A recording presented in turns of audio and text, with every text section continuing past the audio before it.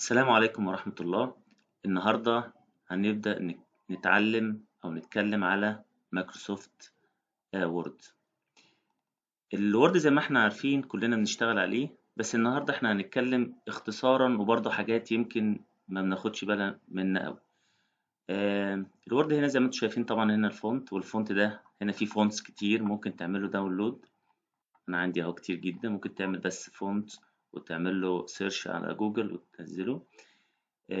هنا طبعا احنا عارفين البولد، الايتاليك، الاندرلاين اللي هو تحتيه خط. هنتكلم بس على شوية حاجات صغيرة كده. ادي مثلا لو افترضنا الكلام ده عندنا اهوت، مثلا نبدأ نعمل شوية تنسيق عليهم. الاكس 2 ده لو افترضنا وانت بتكتب عايز تخليها تحت اللاين، ولو انت الاكس فوق، لو انت مثلا الحرفين دول عايز تخليهم فوق، ممكن حاجة زي أس أو غيره. طيب هنا طبعا الفونت ده احنا عارفين ان احنا نكبر نصغر على حسب ما احنا عايزين. طب لو افترضنا هنا الوورد ارت، بعد ما انا ادي اختار الكلام اللي انا عامله، طبعا احنا ممكن نكتب كمان هنا حاجات بالعربي عشان برضه يبقى مثال تاني عندنا، يبقى Arabic to left. نكتب اي حاجة عربي زي ما احنا شايفين كده. ادي برضه. طيب احنا لو افترضنا عندنا التنسيق اللي موجود زي ما انتم شايفين، ادي التنسيق نغير فيه زي ما احنا عايزين. الاوتلاين برضو، لو انا عاوز شادو زي برضو ما انا شايف، ريفليكشن، جلو. في حاجة اسمها النمبر ستايل. هنا النمبر ستايلز دي تشتغل بس على الارقام. لو افترضنا هنكتب شوية الارقام ديت، ادي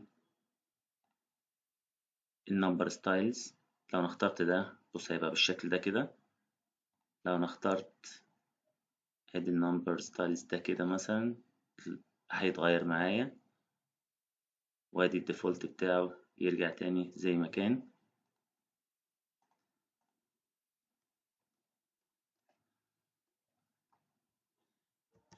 وهنا في أداة يمكن ما بنشتغلش عليها كتير اللي هي اسمها clear format. لا افترضنا ان انا مثلا ده خليته كده وعملته bold وعملته كذا، هاجي انا بس اعمل clear format خلاص يرجع تاني لأصله تاني. زي برضو ما احنا عاملين كده، دي x2 هنشيلها، وبرضو bold underline. لو انا دوست عليها بس clear format يرجع تاني زي ما احنا موجود. طب احنا عندنا في، لو تلاحظوا في نوعين من فيل الكالر.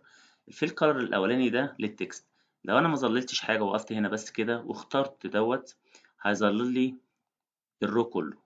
الوورد بيعتبر كل سطر ده صف كامل، فهنا ادي الالوان اللي انا اقدر اغيرها. لكن اللي هو الفيل ده لازم اكون انا واقف على كلمة معينة واختارها كده. ده الفرق ما بين الاتنين، ما بين اللي هو الفيل كله وما بين اللي احنا بنتكلم على كلمة معينة. وطبعا دوت اللي هو بنتكلم على لون الخط نفسه، طبعا زي ما احنا شايفين كده.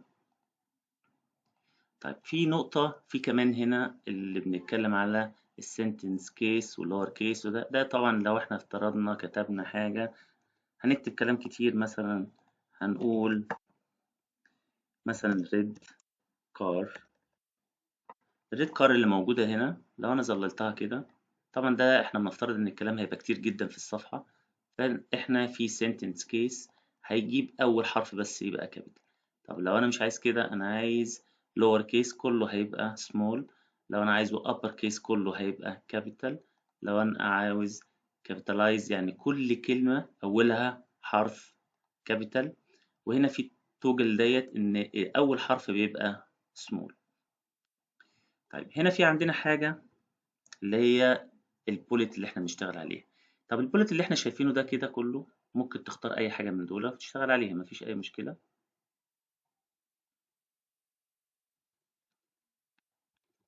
افترضنا ان انا كمان اهو بنكتب عربي مثلا، وبعدين برضه كلام تاني عادي، ماشي. لو انا عايز بقى اظلل دول كلهم، احنا في المعتاد نختار ده كده مثلا، او ما اختارهوش، او اختار اي شكل من دول. طب افرض انا مش عايز كده، انا عايز ان انا اختار حاجه بقى خاصه بيا. طب انا اعمل ايه؟ define new bullets. هاجي هنا في حاجه اسمها عندنا simple. السيمبل زي ما انتم شايفينه كده، اي حاجه من دول ممكن ان انا اخليها bullets. لو انا اخترت الشكل ده كده وقلت له اوكي، هيبقى الشكل اللي موجود قدامي. طبعا هو هيبقى متسجل عندي هنا ان انا اختار. طب افرض انا بقى مش عايز ان انا اختار define new bullets واجيب السيمبل، لا ده انا عايز اجيب صوره. طب لو انا جيت هنا وقلت picture، وجيت كمان دخلت بحثت، افرض ان انا عايز اختار مثلا flower زي ما انتم شايفين كده، وانتر. افرض انا عايز الشكل ده يكون هو البوليت بتاعي، واقول له insert، واقول له اوكي. هتلاقي تلاحظ ان هنا كل البوليت اللي عندنا بقى عبارة عن flower. طبعا انا اختار اللي انا الشكل اللي انا عايزه. طب لو افترضنا هنا زي ما احنا شايفين هنا، انا عايز الف وب وجيم ومش عارف ايه، مش عايزه كده الف ب يبقى الف ب.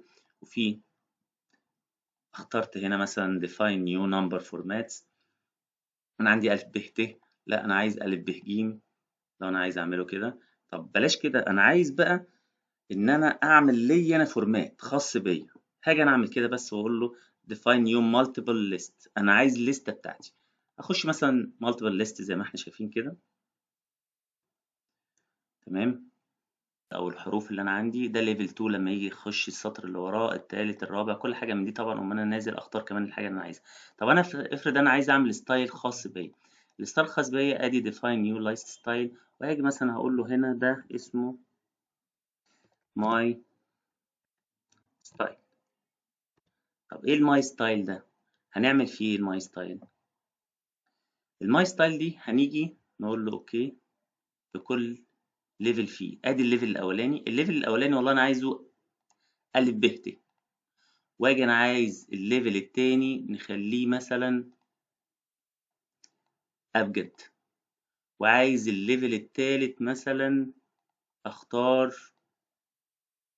الصورة اللي انا لسه عامل لها داونلود، واقول له اوكي. مثلا ده 3 ليفل، انا ممكن طبعا ان انا ازود على كده. واجي هنا مثلا افترضنا الليسته اللي احنا فيها دي، هختار منها اللي هي ماي ستايل.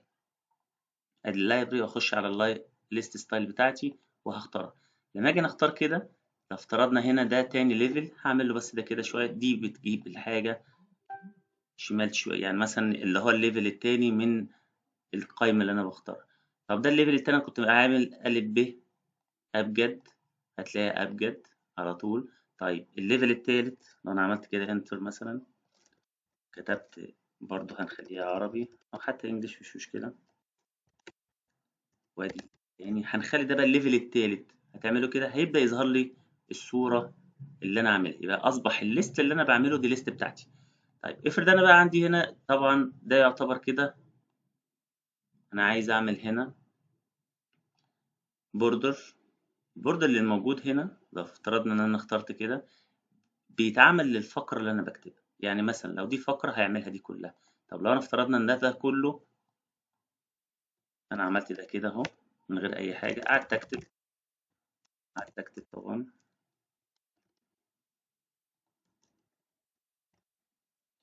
الكتابة اللي احنا بنكتبها دي كلها.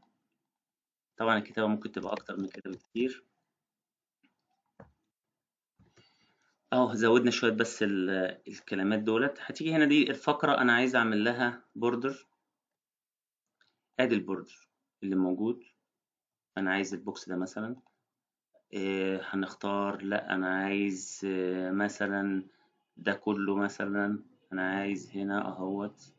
طب أنا عايز أعمل له تنسيق أكتر من كده. أخش مثلا افترضنا إن أنا عاوزه الكالر بتاعه اللون دوت. انا عايز ان هو يكون كده مثلا، وعايز كمان يبقى ليه شادو زي ما انتم شايفين. يبقى ده للفقرة مش للدوكيومنتس ككل. في هنا بقى كمان اللي هو لاين سبيس زي ما احنا شايفين هنا، واحد، واحد وربع، واحد ونص، واحد وكذا، بحيث ان كل لاين زي ما احنا شايفينه يمشي معانا كده. نختار اللي احنا عايزينه.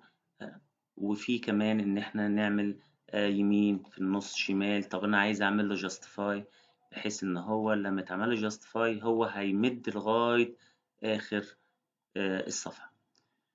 وفي اللي هو الهيدر ده برضو اللي هو أول عنوان دوت. مثلا افترضنا إن احنا كتبنا هنا أي كتابة مثلا هنا دوت في الهيدنج 1. طب الهيدنج 2 طبعا ده بتختلف معانا، دي هنتكلم عليها بعدين، هتفيدنا في الترتيب اللي هو لما نيجي نعمل كونتنت تيبل كونتنت، ان نقدر نفرق ما بين الهيدر 1 وهيدر 2. طبعا الهيدر 2 لو زي ما انتم شايفين اصغر منه، وهتلاقي برضو هيدر 3 اصغر اكتر، وهكذا على حسب مكانه في الملف. ونكتفي بكده النهارده. متنسوش تعملوا لايك وسبسكرايب، وإن شاء الله نتقابل في فيديوهات قادمة. شكرا والسلام عليكم.